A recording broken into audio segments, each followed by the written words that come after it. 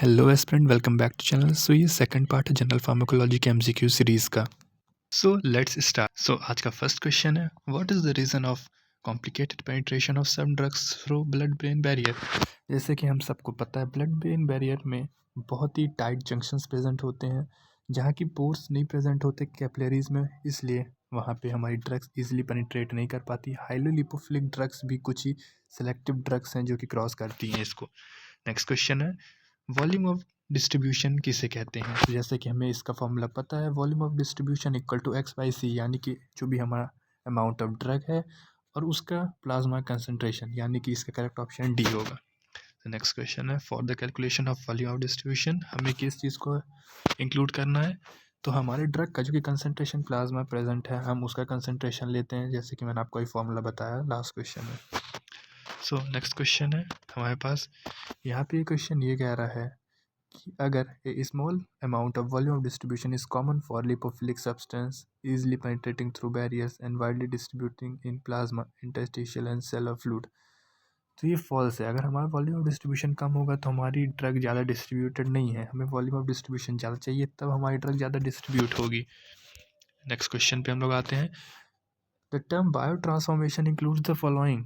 Bio transformation हम किसे कहते हैं, हमारे कोई भी ड्रग्स जो कि जीनोबायोटिक्स है उसका फिजिको केमिकल या बायोकेमिकल अल्टरेशन जो बॉडी में होता है, यानी हमारी जो भी लिपिड सॉल्युबल ड्रग है उसको हाईली पोलर या हाइड्रोफिलिक ड्रग में कन्वर्ट करने के प्रोसेस को हम बायो ट्रांसफॉर्मेशन कहते हैं।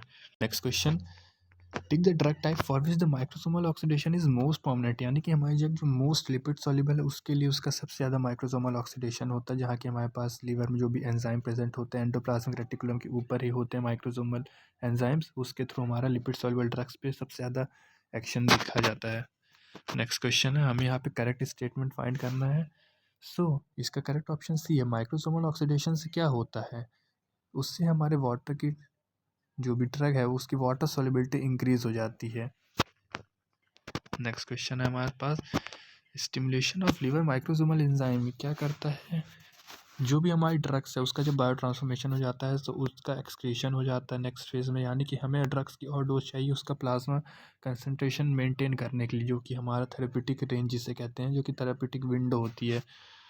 नेक्स्ट क्वेश्चन है, मेटाबॉलिक ट्रांसफॉर्मेशन फेज़ 1 में क्या होता है। फेज़ 1 में जैसा कि हमें पता है ये हमारी ट्रांसफॉर्मेशन, यहाँ पे हमारा ऑक्सीडेशन रिडक्शन या हाइड्रोलिसिस या साइक्लाइजेशन के थ्रू भी हमारा फेज़ फर्स्ट में ड्रग का कन्वर्जन होता है, तो करेक्ट ऑप्शन इसका सेकंड हो जाएगा। नेक्स्ट क्वेश्चन है, बायो ट्रांसफॉर्मेशन से क्या होता है। इससे हमारा यूरिनरी एक्सक्रीशन फास्टर होगा, बिल्कुल सही बात है, क्योंकि हमारी ड्रग बहुत ही हाइड्रोफिलिक हो जाएगी तो ईजिली हमारे ग्लोमेरुलर फिल्ट्रेशन से वो पास होकर एक्सक्रीट आउट हो जाएगी यूरिन के थ्रू। सेकंड, कंजुगेशन जैसे कि हमें पता है फेज सेकंड होता है बायो ट्रांसफॉर्मेशन का, तो यहाँ पे जो भी हमारे एंडोजिनस सबस्ट्रेट होते हैं बॉडी के, जैसे कि ग्लूक्रोनिडेशन होता है, सल्फेट एसिटाइलेशन, उसके थ्रू ड्रग हाईली लिपोफिलिक हो जाती है, नहीं हाईली हाइड्रोफिलिक हो जाती है और एक्सक्रीट आउट हो जाती है। तो हमें नेक्स्ट क्वेश्चन में ये देखना है कि सेकंड फेज में कौन कौन सा इनमें से स्टेजेस इंक्लूड होती है। जैसे कि हमें पता है फर्स्ट फेज में ऑक्सीडेशन रिडक्शन हाइड्रोलिसिस आती है, तो सेकंड फेज में एसिटाइलेशन आएगी, करेक्ट ऑप्शन ये है। नेक्स्ट क्वेश्चन में हमें ये देखना है कि कॉन्जुगेशन रिएक्शन जो भी होती है सेकंड फेज में उनमें से कौन सा नहीं है, जैसे कि थर्ड हाइड्रोलिसिस फेज फर्स्ट में आता है। नेक्स्ट क्वेश्चन है हमारे पास, metabolic transformation and conjugation usually result in increase of substance biological activity.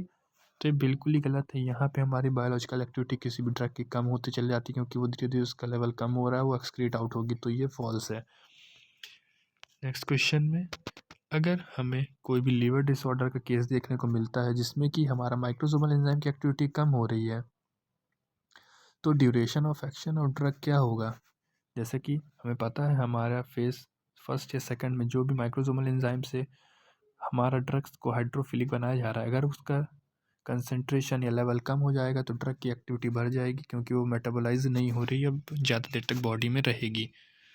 Next question है हाफ लाइफ के ऊपर। तो हाफ लाइफ जैसे कि मैं बता दूं आपको, ये होता है कि जहां हमारे ड्रग का जो ओरिजिनल अमाउंट था उसका हाफ अमाउंट एक्सक्रीट हो चुका है और हाफ अमाउंट हमारे बॉडी में अभी भी प्रेजेंट है।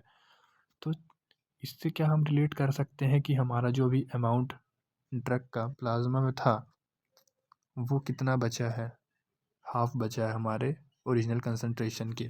तो इसका करेक्ट ऑप्शन ए हो जाएगा। नेक्स्ट क्वेश्चन है हमारे पास, हाफ लाइफ किसके ऊपर डिपेंड नहीं करती है? तो बायो ट्रांसफॉर्मेशन पे डिपेंड करेगी, क्योंकि हमारा ड्रग का कंसंट्रेशन उससे कम हो रहा है। प्लाज्मा में कितना प्रेजेंट है उसके ऊपर डिपेंड करेगी, और रेट ऑफ ड्रग एलिमिनेशन कितना है। मैं आपको बता दूं, यहाँ पे एलिमिनेशन के अंदर हम बायो ट्रांसफॉर्मेशन और एक्सक्रीशन दोनों को इंक्लूड करते हैं। तो करेक्ट ऑप्शन होगा टाइम। टाइम के ऊपर ये डिपेंड नहीं करती है हाफ लाइफ किसी भी ड्रग की। Elimination is expressed as follows. Elimination में हम क्या इंक्लूड करते हैं, हमारा क्लियरेंस कितना हो रहा है बॉडी से किसी भी ड्रग का, जिसे हम जीनोबायोटिक्स कह सकते हैं। नेक्स्ट क्वेश्चन है, elimination rate constant is a following parameter. Elimination rate constant में हम टी हाफ को इंक्लूड करते हैं, तो बिल्कुल सही ऑप्शन है लास्ट डी। सो हम सेकंड लास्ट क्वेश्चन में आ चुके हैं, फार्माकोकाइनेटिक्स के। The most rapid eliminated drug are those with high glomerular filtration rate and actively secreted but aren't passively reabsorbed. So ये बिल्कुल सही है। हमारा जिन ड्रग्स का फिल्ट्रेशन ज़्यादा होगा और वो वापस रीअब्सॉर्ब नहीं हो रही हैं, तो उनका एलिमिनेशन बहुत ही जल्दी होगा, तो ये ट्रू है। लास्ट क्वेश्चन है, सिस्टमिक क्लियरेंस किससे रिलेट होता है? जैसे कि हमें पता है फॉर्मूला के according volume of distribution, half life और एलिमिनेशन रेट कांस्टेंट पे इंक्लूड है। सो गाइस, हम नेक्स्ट पार्ट में फार्माकोडायनामिक्स क्वेश्चन लेने वाले हैं। सो आप बिल्कुल हमारे साथ इस सीरीज़ में बने रहिए एस्पिरेंट्स। हम मिल के एक साथ क्लियर करेंगे जी पटाने वाले एग्ज़ाम को। So thank you.